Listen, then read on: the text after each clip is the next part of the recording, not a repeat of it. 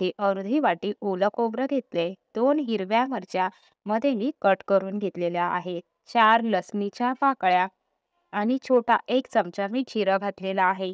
तुम्ही इथे डाळ किंवा शेंगदाणे सुद्धा घालू शकता. मी इथे घालणार आहे त्या कोथिंबीरच्या काड्या. कोथिंबीरच्या काड्या घातल्यामुळे चटणीला चव खूप छान येते. तुम्ही एकदा करून बघा. आणि मी थोडीशी कोथिंबीर घातलेली आहे. तुमच्याकडे कोथिंबीरच्या काड्या नसतील, तुम्ही नाही घातल्या तरी सुद्धा चालेल. पण जर असतील तर एकदा तुम्ही माझ्या ह्या पद्धतीमध्ये चटणी करून बघा. चवीप्रमाणे मीठ घालायचं आहे. थोडंसं पाणी घालून आपल्याला चटणी मिक्सरला फिरवून घ्यायची आहे. कोथिंबीरच्या काड्या घातल्या त्यामुळे चव तर छान येते, पण रंग सुद्धा चटणीला खूप छान येतो. इथे आपली चटणी बनवून तयार झाली. मी इथे बिडाचा तवा गरम करायला ठेवलेला आहे. कोणी याला काईल सुद्धा म्हणतं. मी इथे 1 कप तांदळाचं पीठ घेतलंय. घावणे करण्यासाठी आपल्याला जुन्या तांदळाचं पीठ घ्यायचं आहे. इंद्रायणी तांदळाचं पीठ घ्यायचं नाही. इंद्रायणी तांदळाचं पीठ चिकट असतं. विकतचं पण घावण्याचं पीठ तुम्ही इथे घेऊ शकता. मी इथे चवीप्रमाणे मीठ घालून घेते. घावणे करण्यासाठी पीठ जे आहे ते एकदम बारीक पीठ असतं, जे आपण भाकरीसाठी वापरतो ते घ्यायचं नाही. इथे मी घावणे करण्यासाठी थोडंसं सरसरीचे पीठ मिळतं ना, ते घेतलेलं आहे.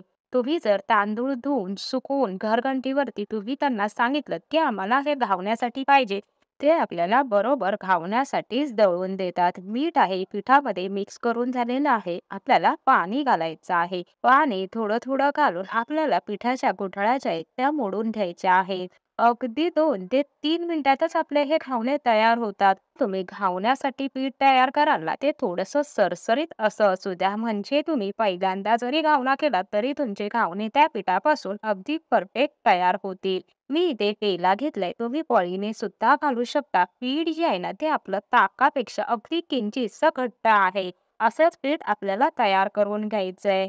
तवा सुद्धा आपला इथे चांगला गरम झालाय. मी कांद्याला काटा चमचा लावून मी त्याने तेल लावते. तुम्ही इथे ब्रशने सुद्धा तेल लावू शकता. प्रत्येक वेळी घावना घालताना पीठ जे आहे ना ते आपल्याला वर खाली करून घ्यायचं. तांदळाचं पीठ खाली जाऊन बसतं, म्हणून आपल्याला प्रत्येक वेळेला असं पीठ वर खाली करून मगच घावना घालायचा आहे. घावणे घालताना गॅस मोठा ठेवून मगच आपल्याला घावना घालायचा आहे. घावना घालताना पेला किंवा पळी जे पण तुम्ही काय घाल ते असं थोडंसं वरती धरून मग घालून घ्यायचं आहे.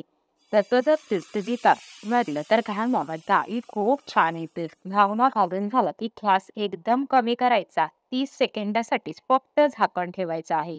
30 सेकंदानंतर आपल्याला झाकण काढून घ्यायचं आहे. साईडच्या कडा झाकण काढल्यावरती लगेचच सुटायला लागतात.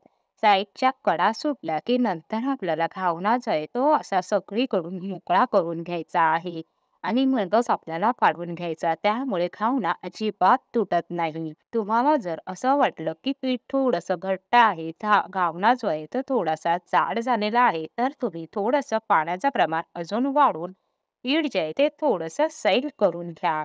घावणे आहे ते एका साईडने शेकवले जातात, पण तुम्हाला इथे मी दाखवण्यासाठी घावना दुसऱ्या साईडनी घालून घेतलेला आहे. तुम्ही इथे बघू शकता अगदी आपल्या घावण्याला खूप छान अशी जाळी आलेली आहे. मस्त आपला घावना पातळ, मऊ, लुसलुशीत, जाळीदार असा तयार झालेला आहे. मी इथे अशी जाळी घेतलेली आहे. खाली रिंग ठेवलाय, म्हणजे घावण्याची वाफ आहे ती निघून जाईल आणि घावना थोडा थंड झाला की नंतर तो चिकटणार नाही.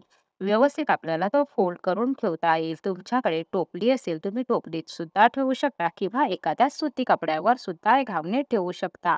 प्रत्येक वेळेला घावना घालताना तव्याला तेल लावून मगच आपल्याला घालून घ्यायचंय.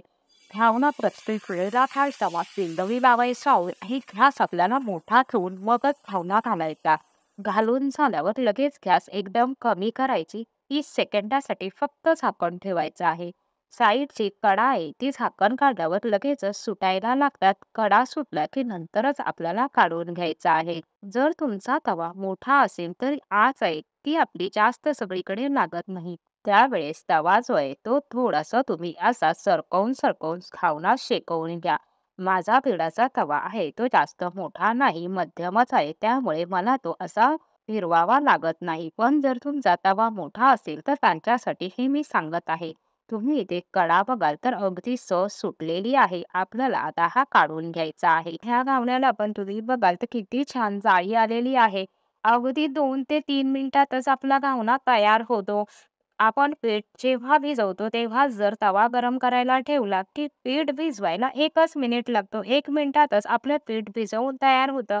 घावना घातला, की अर्ध्या सेकंदामध्येच आपल्याला झाकण ठेवायचंय. अर्धा सेकंद झाला, की लगेचच आपल्याला झाकण काढून घ्यायचंय. म्हणजे अगदी तुम्ही म्हणाल तर 2 ते 3 मिनिटातच आपल्या इथे घावणे बनवून तयार होतात. 1 कप पिठामध्ये 6 घावणे बनवून तयार होतात. पण जर तुमचा तवा लहान मोठा असेल तर तुमचे घावणे कमी जास्त होऊ शकतात. लुसलुशीत जाळीदार असे आपले हे घावणे तयार झालेले आहेत. तुमच्याकडे जर बिडाचा तवा नसेल, तुम्हाला डोशा तव्यावर घावणे करायचे असतील तर त्यासाठी तुम्ही 1 कप जुने तांदूळ घ्या. छान धुवून 3 ते 4 तास भिजत ठेवा. तांदूळ भिजल्यानंतर मिक्सरला छान बारीक वाटून त्याचं पीठ तयार करून घ्या. ते पीठ 10 मिनिटं रेस्ट करायला ठेवा.